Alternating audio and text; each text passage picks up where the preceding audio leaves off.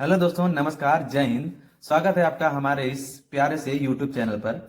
मैं हूं विवेक उपाध्याय और मेरा चयन एसएससी जीडी 2024 सीआईएसएफ में हुआ है। तो आज मैं बात करने वाला हूं कि मेरी जो लास्ट की 30 दिन की रणनीति क्या थी और आपकी रणनीति क्या होनी चाहिए, जिससे आप अपना एग्जाम में बेस्ट से बेस्ट दे पाएं और 2025 में आप अपना सिलेक्शन तय कर पाएं। तो मेरे जो लास्ट 30 दिन पहले स्कोर थे वो भी मैं आपसे बताऊंगा, और जो मेरा लास्टली मॉक था उसमें मेरा क्या स्कोर था वो भी मैं आपसे बताऊंगा। तो किस तरह से मैंने अपने स्कोर को इंक्रीज किया और आप किस तरह से अपने स्कोर को इंक्रीज करेंगे वो मैं आपको बताने वाला हूं। तो जो मेरे पहले मॉक्स में स्कोर आते थे वो मेरे थे लगभग 65 से 66 क्वेश्चन के करीब आते थे। और जो लास्ट मॉक हुआ आरडब्ल्यूए का, तो आरडब्ल्यूए का जो लास्ट मॉक में मेरा स्कोर था 77 क्वेश्चन, उसमें मेरा मॉक में स्कोर था और मैंने अपना चयन 2024 में तय किया। तो आप भी ऐसा कर सकते हैं। अगर हमारे बताए हुए इस स्ट्रेटजी को आप फॉलो करेंगे तो आप जरूर से सफल होंगे। मेरे जैसा कि आपको पता होगा कि एसएससी जीडी में 4 सब्जेक्ट आते हैं। पहला है जीएस, दूसरा है मैथ, तीसरा है रीजनिंग और चौथा है हिंदी। तो इन चारों टॉपिक्स के बारे में मैं आपको बताऊंगा और कौन कौन से वो टॉपिक हैं जिनकी वजह से हमारा स्कोर ज्यादा नहीं हो पाता है। तो मैं उन टॉपिक्स के ऊपर भी चर्चा करने वाला हूं। मैं सबसे पहले शुरुआत करना चाहूंगा हिंदी से। तो हिंदी में क्या है, जो मोस्टली लड़कों का स्कोर हिंदी में अच्छा ही होता है। बाकी 4 से 5 ऐसे टॉपिक्स हैं जिनकी वजह से हिंदी में स्कोर लड़कों का मतलब 20/20 नहीं हो पाता है। तो उन टॉपिक्स की बात करें तो उस टॉपिक्स में है, पहला है पर्यायवाची शब्द, दूसरा है विलोम शब्द, तीसरा है तत्सम तद्भव, चौथा है वाक्य अशुद्धियां, पांचवा है शुद्ध वर्तनी, छठवां है वाक्यांश के लिए एक शब्द। अगर आप इन 4-5 टॉपिक्स को कवर कर लेंगे तो आपका स्कोर 20/20 बन जाएगा। तो अगर हिंदी हमारा अगर बात किया जाए तो हिंदी हमारा सबसे स्कोरेबल सब्जेक्ट है। अगर हम हिंदी में स्कोर नहीं करेंगे तो हम कहीं ना कहीं सिलेक्शन से बहुत दूर चले जाएंगे, क्योंकि हिंदी मोस्टली लड़के अच्छा से अच्छा करके आएंगे। तो आपको भी हिंदी वहां पे अच्छा ही करना है। तो अब हम बात करेंगे रीजनिंग पे कि रीजनिंग में मतलब मैं अपना स्कोर कैसे 20/20 या 19 या 18 तो नहीं, 19 या 20 ही करें तो ज्यादा ही बेहतर होगा। तो रीजनिंग में आप अपना स्कोर बढ़ाने के लिए इंडिविजुअल मॉक लगाइए।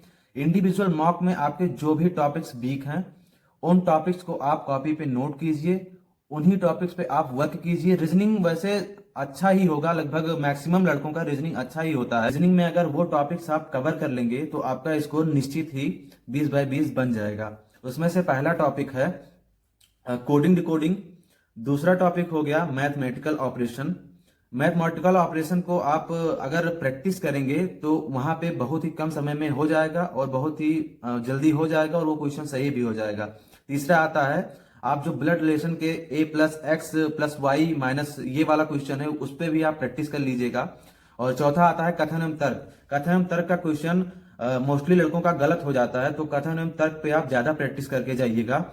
और फिर आता है उसमें सीटिंग अरेंजमेंट और नॉन वर्बल के कुछ ऐसे टॉपिक्स हैं जैसे आकृति पूर्ति हो गया और छिपी आकृति निकालना।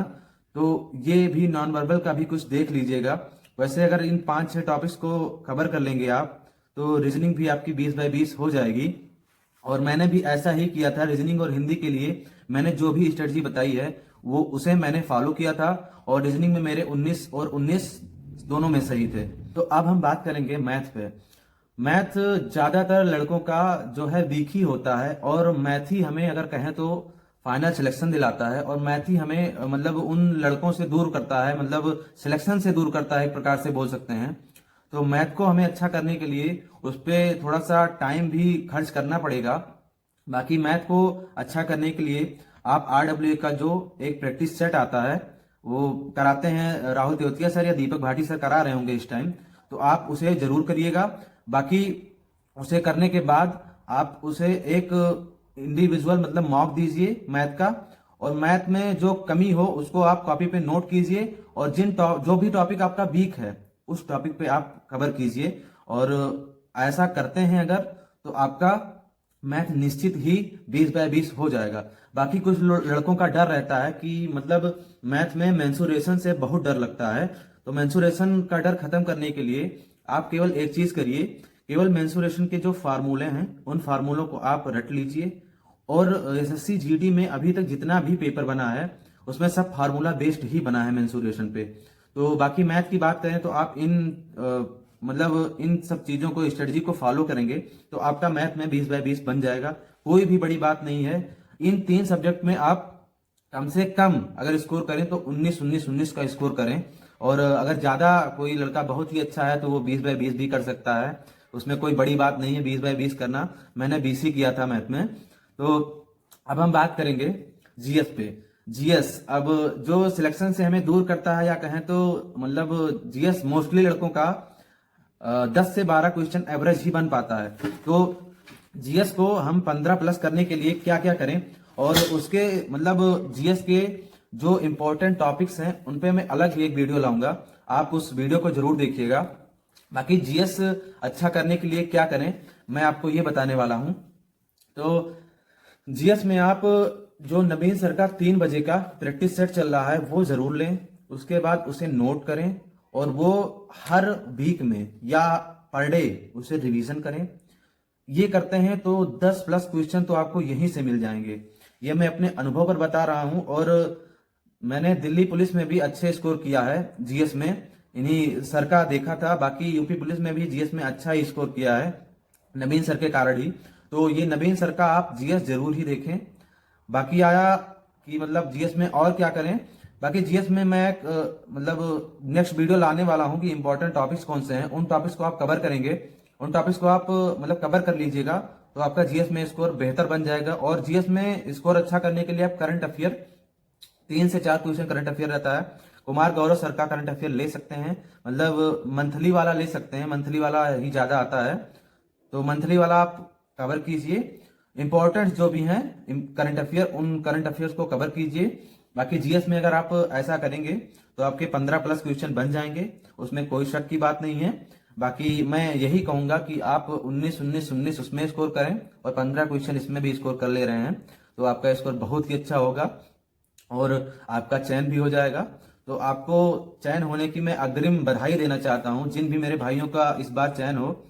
अब मैं बात करने वाला हूं सबसे इंपॉर्टेंट फैक्ट पे, और जो हमें सिलेक्शन दिलाता है मैं उस पर बात करने वाला हूं। तो अगर आप डेली अगर एक मॉक टेस्ट नहीं लगाते हैं तो आप ये बहुत बड़ी गलती कर रहे हैं। डेली प्रॉपर अगर आपसे हो पाए तो आप 2 मॉक लगाइए, नहीं तो 1 मॉक तो पर डे लगाइए ही लगाइए।